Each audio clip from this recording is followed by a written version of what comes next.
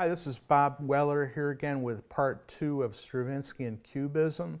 Today I'd like to talk about the origins of Cubism and some of the influences, and then after that show some of the Cubist metaphors that Stravinsky used in the first tableau of Petrushka. Petrushka was the second great ballet that he wrote for the Russian ballet in 1911.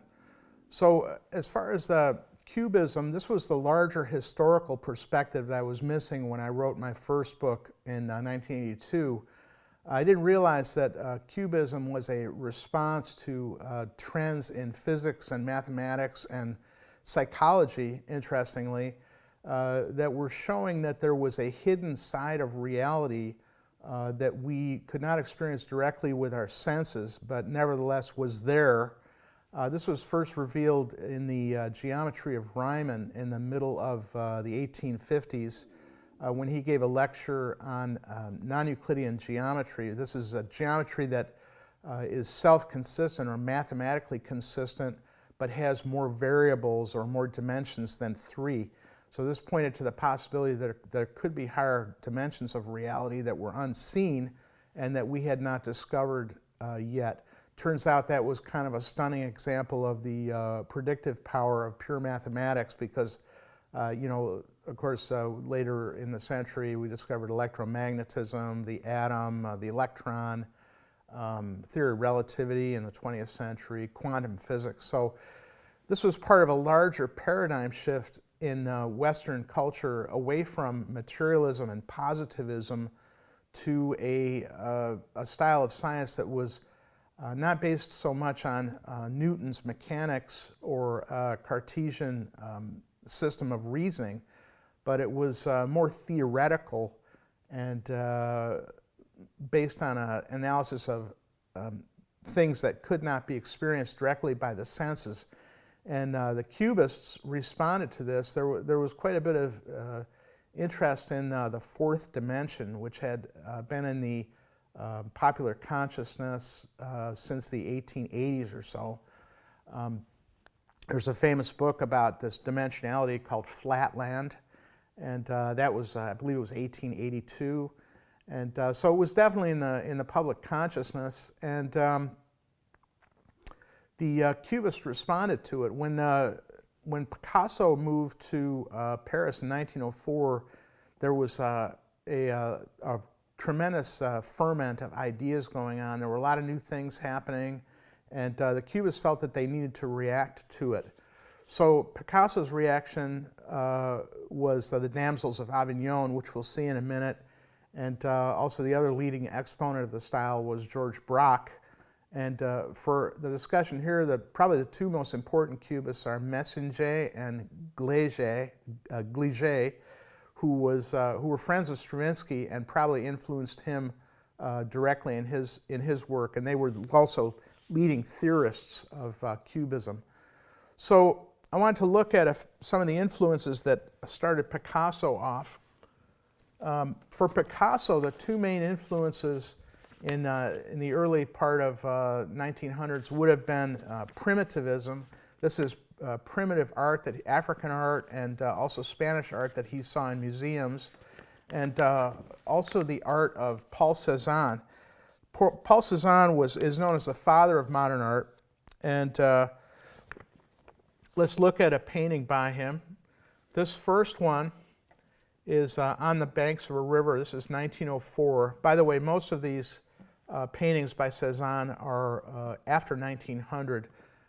He was active since 1870 or 1880, but didn't start to move towards Cubism until after 1900. So you can look at this first one here and see that it's typical Impressionism, but even more abstract than the usual Impressionism because there's sort of a blending of background and foreground. Also, there's an interest in basic geometric shapes. You can see the houses and the fence. And you can see down below here that they have, it looks like grass or the river, and it's sort of blended in with the fence. And that's an example of passage, which was a technique that Cezanne invented, and it was definitely appropriated by the Cubists. And we'll also see that in Petrushka, how Stravinsky appropriated it for use in Petrushka. Moving to the second picture, this is a picture of a mountain and a village, and it's, as you can see, it's quite abstract. It's almost difficult to see that that's a village. And this was the big thing about Cubism, was that it was the first really abstract art movement in history, and it started off being representational in the beginning, like this, for example, and towards the end, like about 1911, it moved towards a style called analytical Cubism, which was in which the figure could barely be recognized, and we'll see that in a minute. This is the third picture. Very similar to the second one, more of the same Cubist looking houses, although this is before Cubism.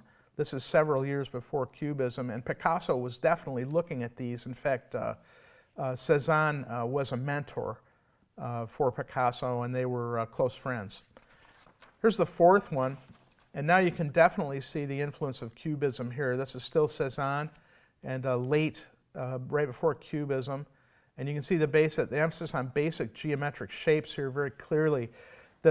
This reference to basic geometric shapes is a reference to the fact that geometry appeared to be unlocking the door to a lot of mysteries about the universe, particularly Riemann's fourth dimensional geometry and the geometry of non-Euclidean geometry was pointing to these higher dimensions. So this was sort of a nod to basic geometry. The next slide is the same thing, even more so, and getting very abstract at this point. You can recognize these things as buildings, but just barely. You can see a tree. You can see the foreground blending into the background. This is Passage in terms of Cezanne. We'll go to the next one. This is the breakthrough piece called Damsels of Avignon. This is by Picasso. This is 1907. The period of Cubism is generally given 1907 to 1914, although the influence went much farther beyond that, and in fact continues to this day. But the striking features of it are the mask-like appearance of the faces on the right, very otherworldly, different perspectives, and revealing a side of the figures. These women were prostitutes, and they lived in deplorable conditions, and sort of like revealing the reality behind their conditions. And this was another express aim of Cubism, to exhibit or to portray this higher reality. So moving to the next one, you can see this very upset woman, and these portraits that Picasso did, there are many of them, they look strange because it's as if we're viewing it from several different perspectives at once. This was something that Cezanne started. He would actually view his paintings from many different perspectives, taking up to 150 hours per painting. And so this explains part of the fuzziness of the paintings, and these multiple perspectives, and trying to get it to be correct from all these different perspectives. Moving to the next one, this is a typical Picasso portrait, and we're viewing this female figure is in a state of repose, and we're viewing her from many different perspectives at once. And that was Picasso's innovation. His contribution was to take all the perspectives of Cezanne and put them together simultaneously. This issue of simultaneity and perspective turns out to be a crucial issue in a lot of areas, including the theory of relativity, which was roughly concurrent with this development, 1905 for the special theory.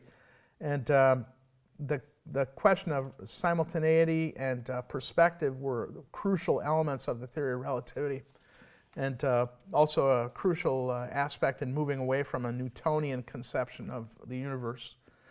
Moving to the last one, or second to the last one, and this is an example of analytical cubism, and you can see here that originally there was a figure there, but now it's virtually unrecognizable, and it's completely abstracted. And we're looking at it from different planes. We're looking at it from different perspectives, possibly different times. It's rotating in space, and it also may be rotating in temporally in time. And this is in order to give a more realistic perception of the subject that included all of its hyperdimensionality and all of its full dimensionality, not just the limited perspective, 3D perspective of Renaissance painting.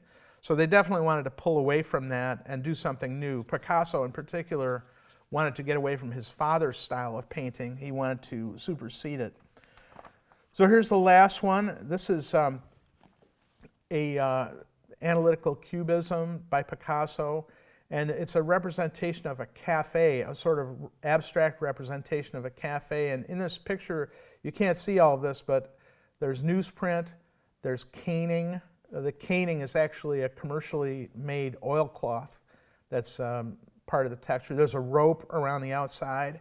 There's a pipe, glass, a lemon, and an oyster in there someplace. And I have to admit, I can't see most of that stuff, but it supposedly is there. And it's an example of one of the big innovations of analytical cubism, which was the idea of collage, but not just collage, but collage of dissimilar elements. In other words, we're putting this collage together with elements that normally would not be together, but they are together in a cafe. And so you get an impression of a cafe setting from this, even though it's highly abstracted. So also in here, you can see, if you look at the caning, you can see that there is some confusion about the boundaries between the caning and the other items. And this is passage. In other words, this is a blending of background and foreground technique of Cezanne, which the Cubists continued. So we're going to go back to Petrushka now, and we'll be seeing a short excerpt, the part of the first tableau of Petrushka. But let me just clarify what's happening here before we get started on that. It opens on a scene of the Shrovetide Fair in 1830s Russia. And so we have this sort of like an accordion motif. It sounds like this. It sounds like a harmonica being blown in and out. That, of course, is a reference to, popular musical instruments and, the kind of thing that might go on at a fair. Actually, in the instrumentation, it sounds more like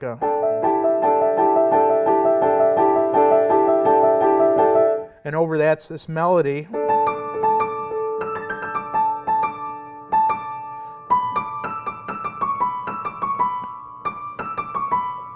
So that's one element. This is the opening element.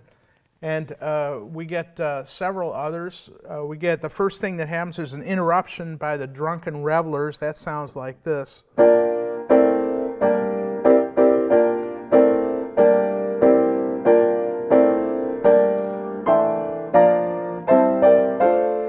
And that's easy to pick up because you can see it. The drunken revelers come on stage. There are three of them. They get out of a sleigh. And that passage is clear. It's in quarter notes and the brass, so it's impossible to miss. Then we have another element which starts up, which is the showman who is trying to get the attention of the crowd, and his music sounds like.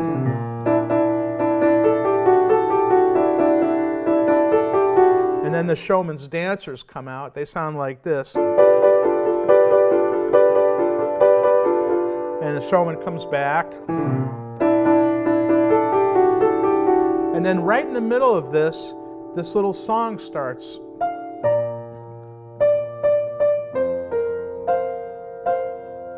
And this is the ballerina's music, or the little dancer, I believe is the name of the character. And the first iteration of that is only 4 bars, and then this comes back in again. So this represents the showman trying to get the attention of the crowd away from the dancer. But what happens instead is that the little dancer sets up and she starts doing her little dance, and it sounds like.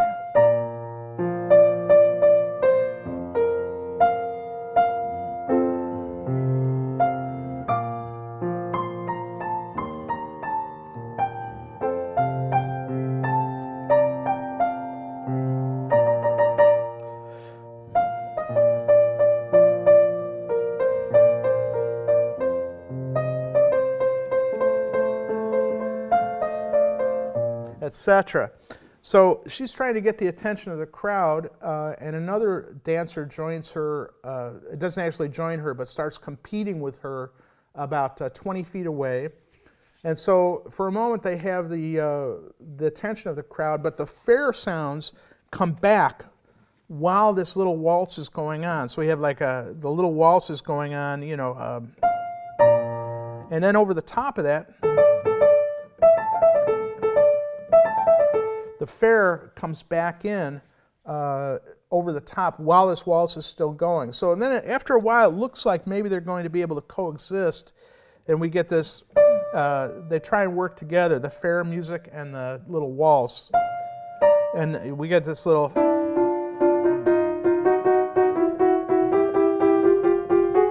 That's the fair music kind of insinuating itself back. But what we're seeing here is two things. It's a collage technique drawn from analytical cubism. In other words, we're taking unlike musical elements, this little waltz that's basically triadic and very simple, and the more sophisticated music of the showman and the fair, and they're colliding. Instead of working together comfortably, they're actually colliding, and so this is an attempt to depict a kind of hyper-realism at the fair, the way things actually might be, people competing for attention, the drunken revelers, the police come in at some point, and then there's the showman trying to get the attention of the crowd, and the showman's dancers. So you can hear all that, but the way it comes together is more like a collage and more like a passage, the way it's treated. This was brand new in the history of music. As far as I know, nobody had ever done this before. So the intersection of all this material is very sloppy. It comes together like this in a crazy kind of cubist way, which would not be shown in earlier music.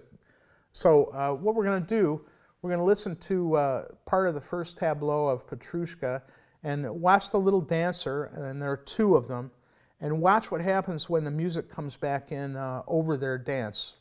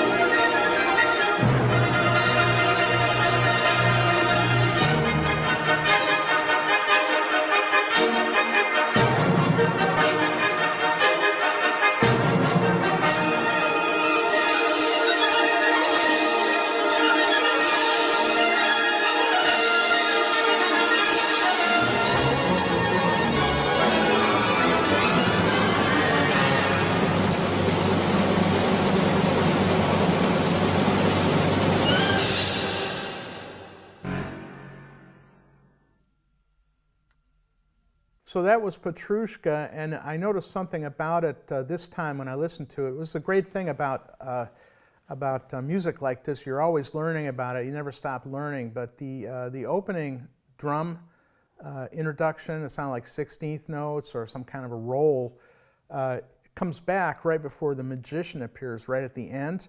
But I noticed this time that it actually starts before the music ends. So this is another example of passage. In other words, the drum roll starts before the other texture is done, and then it comes out into the foreground right before the magician comes out.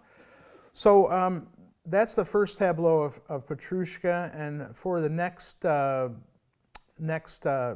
video, I'd like to look at some other parts of Petrushka that have more of the same kind of passage, simultaneity in the harmony, collage, discontinuity, fragmentation, all of these cubist concepts that Stravinsky used in Petrushka and the Rite of Spring, and then from then on to varying degrees. So thanks, and I'll see you for the next video. Thank you.